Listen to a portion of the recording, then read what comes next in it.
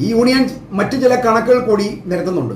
3.8 കോടി മാത്രമുള്ള ഉക്രൈൻകാരെ പരാജയപ്പെടുത്താൻ അമേരിക്കൻ സഹായമില്ലാതെ റഷ്യക്ക് കഴിയാതെ വന്നിരിക്കുകയാണ്.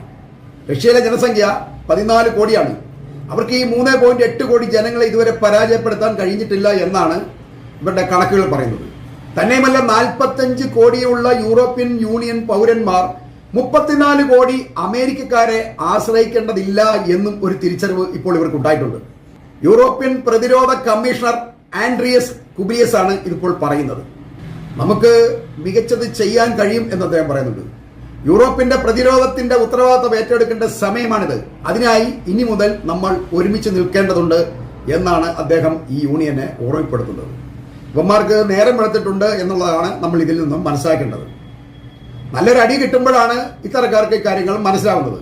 ഇതിനു മുമ്പ് അവർക്ക് ചിന്തിക്കാനോ ഇത്തരം ഒരു അമേരിക്കയുടെ ഭാഗത്തു നിന്ന് ഒരു തിരിച്ചടി ഉണ്ടാകുമെന്നോ അവർക്ക് ഇത്രയും വർഷങ്ങളായിട്ട് ചിന്തിക്കാൻ കഴിഞ്ഞിട്ടില്ല. ഇവർ വളരെ സുഖലോലപോരായിട്ട് എന്തെങ്കിലുമൊക്കെ കാശ് അമേരിക്കയെ ഏൽപ്പിച്ചുകൊണ്ട് അവർ ഉത്തരവാദിത്തങ്ങളിൽ നിന്നും മാറി നിൽക്കുകയാണ് ചെയ്തുകൊണ്ടിരുന്നത് ഇതുവരെ. എന്നാൽ ഉക്രൈൻ യുദ്ധത്തോടെ അതിനൊരു മാറ്റം വന്നിരിക്കുകയാണ്.